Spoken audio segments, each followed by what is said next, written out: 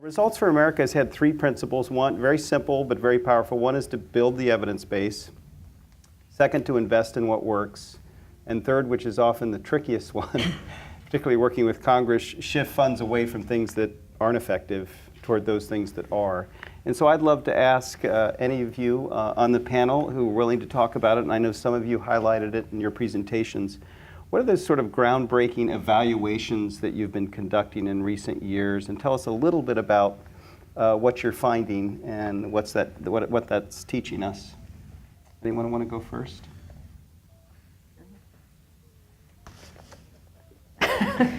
Okay. Groundbreaking evaluations? Mary, yes. Okay, well. Or evaluations you're excited about and what you're learning. Okay, so this may or may not be groundbreaking, but it is exciting for us. So we actually did a national assessment of our Social Innovation Fund initiative, and we were able to use a quasi-experimental design. And what we found was that, as we had hoped, that folks who participate in the Social Innovation Fund are actually changing their own grant-making policies and their own practices. So, for example, we fund in this initiative intermediaries who then do sub-granting, and compared to folks who applied but did not get social innovation funding, and compared to a nationally representative sample of similar grant-making entities, we found that SIF grantees are indeed embedding evidence into their own grant-making decisions, whether it's to decide to continue funding, whether it's looking at applications up front, whether it's using evaluation requirements at all in part of their grant-making. So for us, that was very exciting to see that, you know, as we had hoped, as we'd intended, that this type of initiative can change other grant makers' practices and embed evidence into that. All right, so that's groundbreaking, right? How about a round of applause for Mary? And by the way, we're going to ask a few questions, but please get ready with your own for this terrific panel. Anyone else want to highlight? Todd, do I see you? Sure. If Demetri, you Go ahead. We have actually, for 20 years, I've been trying to get a successful random assignment study on pre-purchase housing counseling. And it wasn't until after the foreclosure crisis we were able to actually successfully launch a random assignment study of pre-purchase housing counseling. So that one's coming, but we have actually managed to do the random assignment, and we're right now following up with the folks to see if, in fact, receiving a little education reduces the risk of foreclosure. One thing we're concerned about is that after the foreclosure crisis, access to capital for many folks who would probably be a safe borrower is no longer there. Does counseling reduce that risk? So wonderful. Thank you so much. Demetri? The Employment and Training Administration has the largest competitive grant programs, and one of the largest, several billions of dollars so far, is the Trade Adjustment Act Community College Training Program. We call it TACT. And TACT is innovative, is taking an innovative approach to evaluation, which we have seen gradually improve across the different rounds of funding, where the grantees are required to do what we're calling third-party evaluations. And we used a tiered approach, as Mary had described, where those who were proposing to do more rigorous random control trials got more funding. And what's exciting is that we've seen each round the evaluations are getting better and better, which is what we're trying to do, is build the capacity in the field as well as from the evaluations that we're conducting nationally.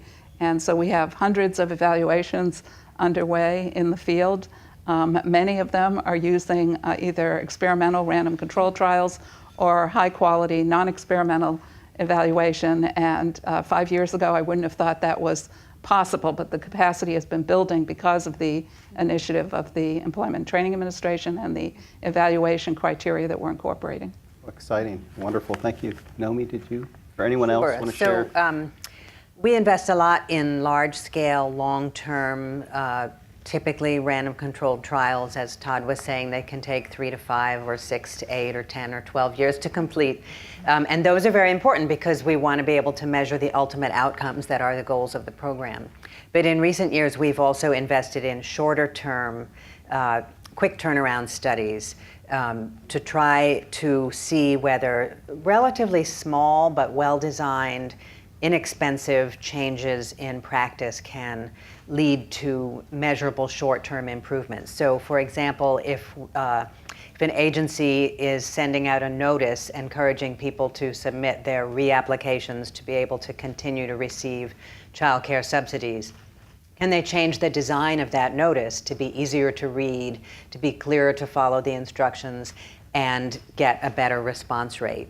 Or if an agency is trying to invite people to come to an informational meeting about a service, does a text reminder help to improve attendance? And we've done over a dozen studies like that in recent years and had a pretty high rate of success. So that's quite exciting. That's encouraging. Bruce? Why don't we open it up to the audience?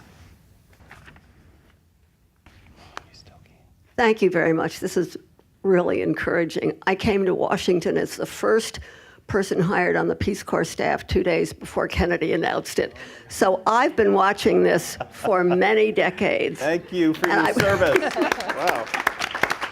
I was also on the Peace Corps research team asking myself back then, if I were Sarge Shriver, what would I want to know 5 years from now? The truth of the matter is social change takes a long time. My observation is that the general American public does not have a clue as to how the government works. And I have a suggestion, which is I think somehow you ought to get linked up with colleges and universities and let students take on a task of trying to figure out how various departments and agencies work and write them for 11-year-olds illustrated. If you haven't watched Alan Alda's The Flame, which was designed to educate 11-year-olds how to understand very complex science, assuming you're talking to people who understand your lingo is a real mistake. I guess my question I have is, how do you go about doing that? I was looking at some of the websites you were saying, and I thought, oh my God, I don't know how to get my answer. And the assumption that you have a population that plow through screen after screen after screen, it's generally a problem. I think one of the most difficult problems we have is expecting instant results for long-term problems. And our population seems to want that, but it doesn't work that way. And unless you educate them to recognize how hard it is to bring about social change, I was a part of getting energy into the topic in the government 10 years ago. And I'm just now watching some people. There are lots of people who are deniers.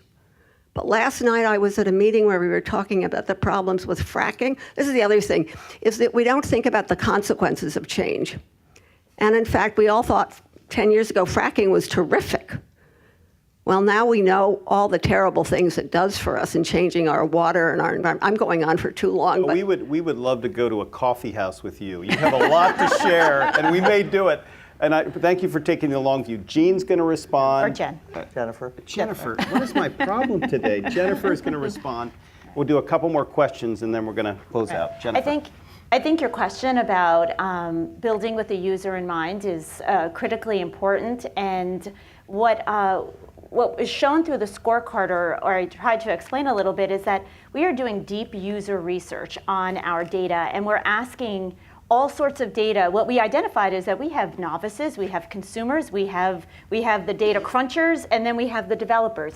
And each of those categories of folks need information in very different ways. So we went to high schools and we said, how would you like to see your data when it's on if you're picking colleges? Then we went to developers and we said, if we gave you this data, what would you do with it? Where would it go? And so we were really trying to think about our display of information to see where we get the best usage. We're building story maps now because not everybody wants a data file. No, not everybody wants to download a lot of data, but there are lots of people who do want that. But a story map can answer a quick question, a quick soundbite, and then be produced in a very, as they say in the biz, very data viz. Very visually appealing. So we're trying to really think about the end user and think about the varying degrees of that user as we're producing evidence around information. how do you go to ask for that? I'm sorry? You know what? I'm going to ask the two of you just to Yeah, talk after, because I want to definitely. get one Thank more you. question in, and then we've got to wrap, unfortunately. So yes, ma'am. Good morning. Thank you very much. I work at Department of Justice, grant-making agency, and we employ a lot of these strategies as well. The other big thing that comes up for a lot for us is implementation fidelity, and just would be very curious to hear about ways that once you're, transferring funding to grantees, how is it that you help them to think about implementation with fidelity to the model and really understanding what's happening.